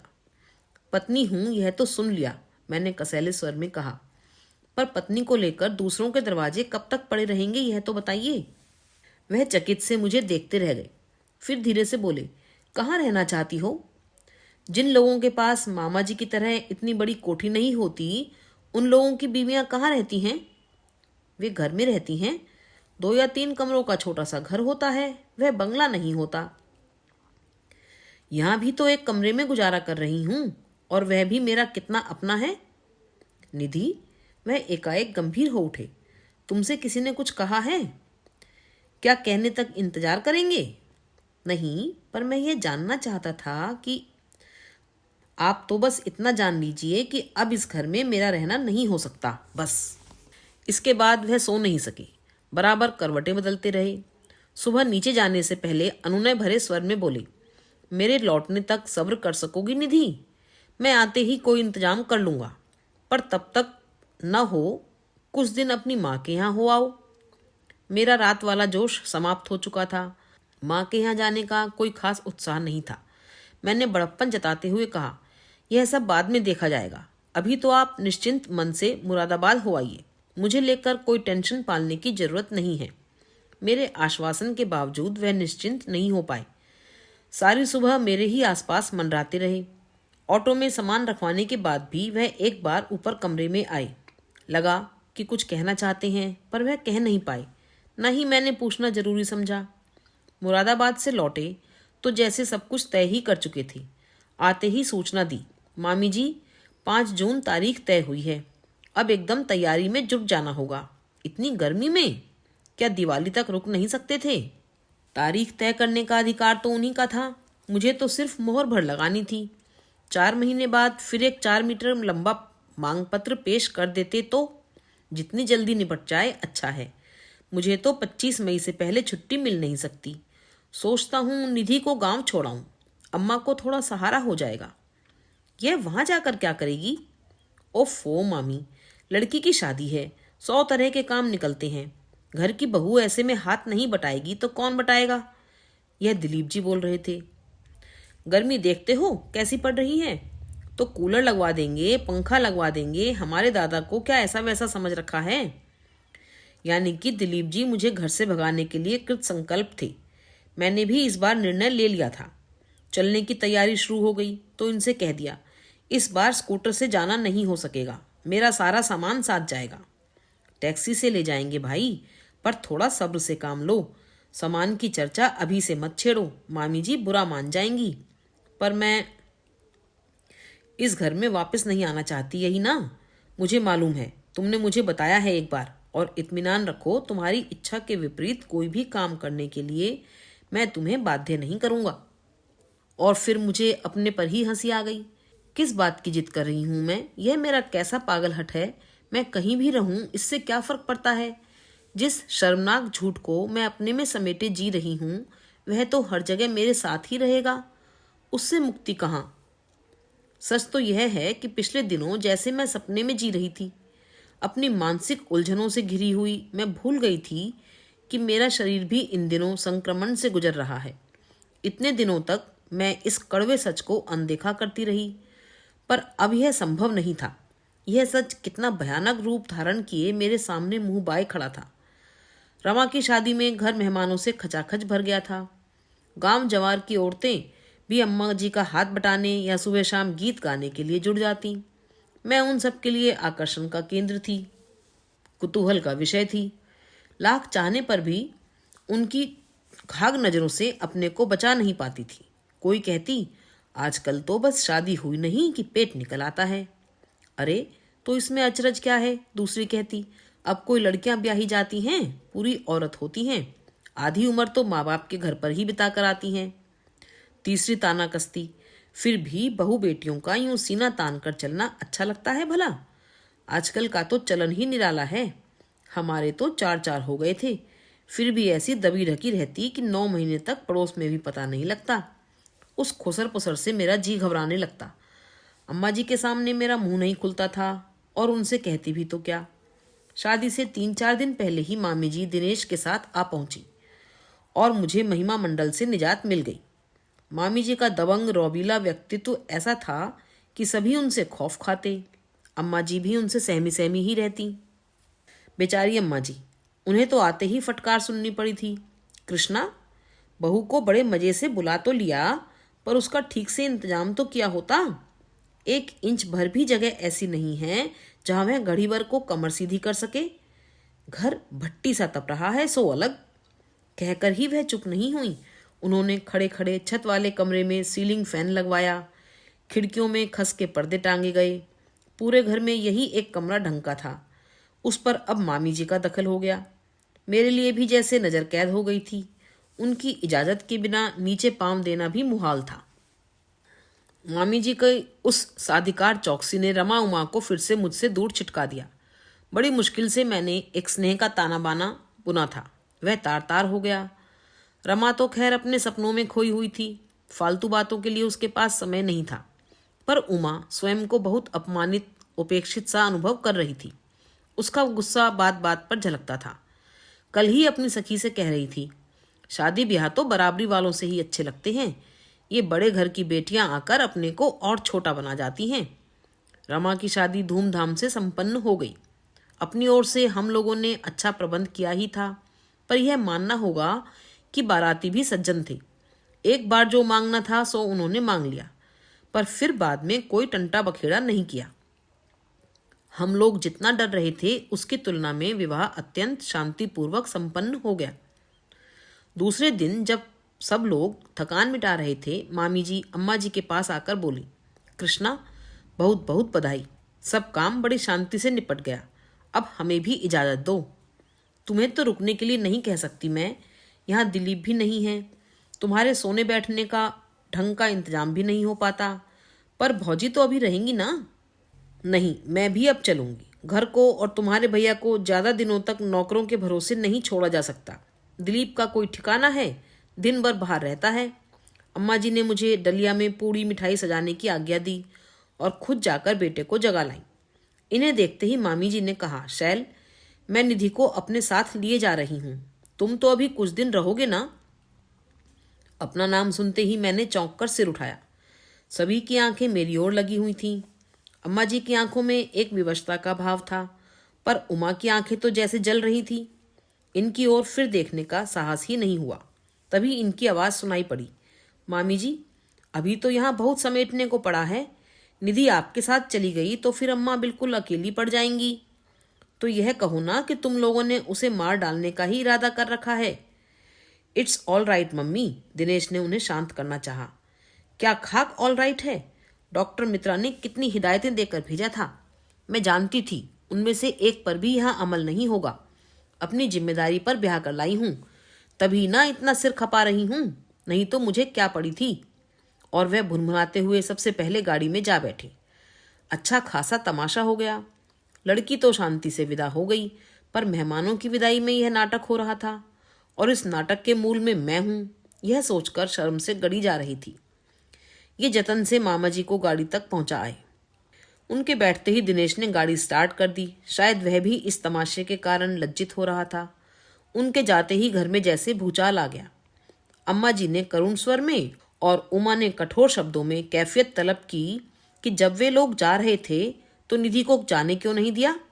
गरीबों की कुटिया में उसकी सार संभाल कैसे होगी? इन्हें भी फिर ताव आ गया। बोले, तुम्हारे घर में जगह हो तो रखो, नहीं तो मैं दूसरा इंतजाम कर लूंगा। जिंदगी भर मैं अपनी बीवी को दूसरों के घर में नहीं रख सकता। तूफान तब अपने आप थम गया। शादी वाला घर था, फिर भी कुछ लोगों ने मिली भगत करके हम लोगों के लिए कमरे का एकांत जुटा दिया था। उसका शुभारंभ इस वाक्य से हुआ, अम्मा को इस तरह जलील करने की क्या जरूरत थी? उनके तेवर देखकर मैं सहम सी गई। उनका इस तरह का स्वर पहली बार सुना था। दबी जबान से मैंने पूछा, मैंने अम्मा जी को जलील किया है? हाँ, अम्मा को, मुझे, हम सबको। कैसे? डॉक्टर की हिदायतें हमें क्यों नहीं बताई गई? क्योंकि उनमें मुझे कोई दिलचस्पी नहीं थी। सवाल तुम्हारी दिलचस्पी का नहीं, तुम्हारी सेहत का है, वह चीखे। मुझे अब अपनी सेहत में अपने आप में कोई दिलचस्पी नहीं रही। सवाल अब सिर्फ तुम्हारे अकेले का भी नहीं रहा, एक और, मुझे अब उस किसी और में भी दिलचस्पी नहीं रही, बस। उनका तमतमाया हुआ चेहरा कुछ सामान्य हो चला था। फिर भी जब बोले तब स्वर उतना ही उग्र था। क्या बात है निधि? इसी अजन्मे जीव के लिए कभी तुम विद्रोह का झंडा लेकर खड़ी हो गई थी। परिवार की, समाज की सारी मान्यताएं तुमने ठुकरा दी थी, और आज कहती हो तुम्हें उसमें कोई दिलचस्पी नहीं रही। क्यों? क्योंकि तब वह मेरे प्रेम का प्रतीक था, अब वह सिर्फ बेवकूफ़ी की निशानी है। तब मैं उसकी माँ थी, अब मामी जी के पोते की धाय भर हूँ, एंड आई हेट इट। पल भर को वह सकते में आकर मुझे घूरते रह गए। मैंने दोनों हथेलियों में अपना मुंह छिपा लिया। वह धीरे से मेरे पास आकर बैठ गए और अपने हमेशा वाले मृदु अंदाज में बोले, निधि, मैंने तुम्हें तुम्हारे संपूर्ण इतिहास के साथ स्वीकार किया है। अब ऐसी कोई बात नहीं है जिसके लिए तुम्हें मुझसे मुंह चुराना पड़े। ओह, आप नहीं जानते। मैं क्या नहीं जानता? उस स्वर में पता नहीं कैसी ममता थी कि अपने पर मेरा वश ही नहीं रहा। इनसे सब कुछ कह डाला, और कहने के बाद लगा मन एकदम हल्का हो गया है। इतने दिनों से मन में ज्वालामुखी धधक रहा था, वह भी जैसे शांत हो गया। वह गौर से मेरी बात सुनते रहे, फिर धीरे से बोले, अगर मैं कहूँ कि मैं यह भी जानता था तो क्या विश्वास कर लोगी? जानते थे तो फिर बताया क्यों नहीं? बता देता तो क्या विश्वास कर लेती? क्यों नहीं करती? उस समय तुम किसी के प्रेम में आकंठ डूबी हुई थी। मेरी बात से तुम्हें ईर्ष्या की ही गंध आती, और फिर मरने वाले की निंदा करने से पाप जो लगता। अब मैं बेवकूफ़ों की तरह उन्हें ताक रही थी। वह उठकर कमरे में चहलकदमी करने लगे। कुछ देर बाद मेरी ओर देखे बिना उन्होंने कहना शुरू किया, दीपक जिस दिन जाने की तैयारी कर रहा था, मामी जी ने मिठाई की एक बड़ी सी डलिया लाकर उसके सामने रख दी कि वह मद्रास जाकर दोस्तों को सगाई की खुशी में बांट दे। पहले तो वह मना करता रहा, पर जब मामी जी नहीं मानी तब उसने ठोकर मारकर डलिया दूर छिटका दी और चीख पड़ा, मम्मा यह शादी नहीं होगी। I declare the engagement cancel. क्या बक रहा है? ठीक बक रहा हूं। मैं वहां जाकर चिट्ठी लिखना चाहता था। अच्छा हुआ तुमने यही मौका दे दिया। इसके बाद मामी सिर पटक कर रह गई, पर उसने मुंह नहीं खोला। उसके जाने के बाद भी वह बड़ी बेचैन रही। मुश्किल तो यह थी कि अपनी परेशानी किसी से कह भी नहीं सकती थी। मामा जी का गुस्सा बहुत तेज है, पता नहीं क्या कर बैठते। दिलीप छोटा तो है ही, सहन शक्ति भी उसमें नहीं है। मुझ में सदा से ही उनका अटूट विश्वास और ममता रही है। मुझे अकेले में बुलाकर बोली, शैल जरा मद्रास जाकर देख तो आ, उसका कहीं कोई चक्कर तो नहीं है। इस लड़के ने तो मुझे अच्छी मुसीबत में डाल दिया है। लड़की वालों को मैं क्या मुंह दिखाऊंगी? इतने विश्वास से उन लोगों ने लड़की हमें सौंपी थी। इतने दिनों उसे लिए लिए घूमता रहा और अब फिर किसी इंटरव्यू का बहाना बनाकर मुझे मद्रास जाना पड़ा। दीपक से कुछ बात हो पाती इससे पहले ही सारा खेल खत्म हो गया। पर इससे पहले मुझे कुछ आभास हो गया था। उसने एक दो संकेत तुम्हारे लिए ऐसे किए कि मैं सन्न रह गया। कोई भी शरीफ आदमी अपनी वाग्दत्ता वधू के लिए ऐसी भाषा का प्रयोग नहीं करता, भले ही वह अमेरिका से लौटा हो। मामी जी लेकिन आज तक नहीं जानती कि उसका मन एकाएक बदल क्यों गया था। वह अब मेरे सामने आकर खड़े हो गए थे। निधि, तुम सोचती हो मामी जी तुम्हें दीपक के बच्चे के कारण प्यार करती हैं। यह गलत है। दीपक अगर जीवित होता, यह बच्चा भी अगर बीच में न होता, तब भी वह तुम्हारे लिए कुछ करती। इसे उन्होंने अपना नैतिक कर्तव्य मान लिया था। और तब भी शायद बलि का बकरा वह आपको ही बनाती। मैंने सूखी हंसी हंसकर कहा। वह कुछ नहीं बोले, चुपचाप खिड़की से बाहर देखते रहे। जानते हैं, जिस दिन यह पत्र हाथ में आया था, छत से छलांग लगाने का मन हो आया था, पर आपका ख्याल करके रह गई। पहले ही आपने बहुत अन्याय सहा है। अपनी मृत्यु से आपकी परेशानियों में इजाफा करने की इच्छा नहीं हुई। एकाएक उन्होंने मेरे दोनों हाथ पकड़ लिए। Thank you Nidhi, I am so grateful. वचन दो भविष्य में ऐसा पागलपन नहीं करोगे। उनका स्वर कांप रहा था, पर हाथों की पकड़ इतनी सख्त थी कि उनके भीतर छिपा फौलादी पुरुष पल भर को मुझे सहमा गया। शैल, यह बंटी आया है। अम्मा जी को देखकर हम दोनों चौंक पड़े।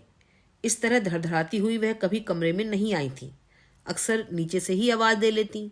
जरूर कोई खास काम याद आ गया होगा। आज शाम की गाड़ी से ये मुरादाबाद जा रहे थे। रमा की विदाई करानी थी। जब से मुहूर्त निकला है 10 बार सामान की लिस्ट बन चुकी है। कहीं फिर कुछ शहर से मंगाना होगा। तभी तो बंटी मेरे चचेरे देवर को साथ लेकर आई हैं। कहो बंटी उस्ताद, इन्होंने आफ्टर शेव लोशन की सुगंध बिखेरते हुए कहा। इसे जरा मुरादाबाद का पता ठिकाना समझा दे, गाड़ियों का टाइम टेबल भी बता दे। पहली बार जा रहा है ना? यह कहाँ जा रहा है? मुरादाबाद? लड़की को लाना नहीं है? मैं जा तो रहा हूँ। नहीं, तुम्हारा जाना नहीं हो सकेगा। क्यों? पता नहीं किस संकोच से अम्मा जी कुछ देर चुप रहीं, फिर धीरे से बोली, बहू की तबीयत कुछ ढीली सी लग रही है। तुम्हारा यहाँ रहना बहुत जरूरी है। मैं इनका सूटकेस जमा रही थी। मैंने चौंक कर सिर उठाया। ये मुझे ही घूर रहे थे। उनकी आंखों में अभियोग था, रोष था। अब मैं इन्हें कैसे समझाती कि मैंने अम्मा जी से कुछ भी नहीं कहा है। उनकी अनुभवी नज़रों ने अपने आप ही सब भांप लिया है। अच्छा ही हुआ जो अम्मा जी ने इन्हें रोक लिया। शाम होते न होते ही मेरी हालत बिगड़ने लगी। गांव में किसी के यहाँ बारात में 2 जीपें आई थीं। मान मनोबल करके ये जीप ले आए। भगवान को 10-10 बार मत्था टेक कर हम लोग रवाना हुए। मैं तो जानती थी कि समय पूरा हो चला है, पर अम्मा जी सतमासे की आशंका से बहुत घबरा रही थीं। बार बार कह रही थीं, कुछ ऐसा वैसा हो गया तो भौजी को क्या मुंह दिखाऊंगी। एक तो मैं दर्द से बेहाल हो रही थी, उधर अम्मा जी का यूं बिसूरना सुन सुनकर कोफ्त हो आई। मैंने खींचकर कहा, अम्मा जी, बहू आपकी है, मरे या जिए, किसी दूसरे को उससे क्या मतलब। तब कहीं जाकर उनका यह रिरियाना बंद हुआ। शहर की बत्तियां जब दिखाई दीं तब लग रहा था जैसे जीप में बैठे बरसों बीत गए हों। इन्होंने मामा जी के बंगले के पास पल भर को गाड़ी रुकवाई और कहा, अम्मा तुम और उमा यहीं उतर जाओ और दिलीप को लेकर नर्सिंग होम पहुंचो, मैं चलता हूँ। उन लोगों के उतरते ही ये पीछे मेरे पास आकर बैठ गए। निधि, गाड़ी स्टार्ट होते ही इन्होंने भीगे कंठ से पुकारा, जी। कहते ही दर्द की एक लहर उठी और मेरी संपूर्ण चेतना को चीरती चली गई। पल भर को जैसे सारी दुनिया ही अंधेरे में डूब गई। होश में आने पर देखा मेरा पसीने से भीगा सिर इनकी गोद में है और वह उसे सहला रही हैं। अस्पताल कब आएगा? मैंने क्षीण स्वर में पूछा। बस आ ही गया समझो। और थोड़ी ही देर में हम नर्सिंग होम में थे। वह परिचित इमारत मुझे धुंधली सी लग रही थी। सारा संसार ही अधर में तैरता सा लग रहा था। इन्होंने सहारा देकर मुझे धीरे से उतारा और बहुत आहिस्ता आहिस्ता लॉन्ज में ले आए। खबर लगते ही 2 सिस्टर्स दौड़ी चली आईं और उन्होंने मुझे अपने संरक्षण में ले लिया। वह मेरे पीछे पीछे सारा कॉरिडोर पार करके आ पहुंचे। फिर एक कमरे के सामने रुककर सिस्टर ने जब शहद घुली आवाज में कहा, बस अब इसके आगे नहीं, तो सहमकर यह पीछे हट गए। दरवाजा बंद होने से पहले मैंने उन्हें देखा। उनका चेहरा भीड़ में खोए बच्चे की तरह सहमा सहमा सा था। एक बार कुशल हाथों में पहुंच जाने के बाद मुझे निश्चिंत हो जाना चाहिए था, पर वहां का वातावरण ही कुछ ऐसा था कि घबराहट कम होने के बजाय बढ़ती ही गई। पिछले 2 बार के चेकअप में डॉक्टर ने हल्का सा संकेत दिया था कि बच्चे की पोजीशन थोड़ी गड़बड़ है। घबराने की कोई बात नहीं थी, पर उन्होंने उठने बैठने और लेटने के तरीके के संबंध में कई निर्देश दिए थे।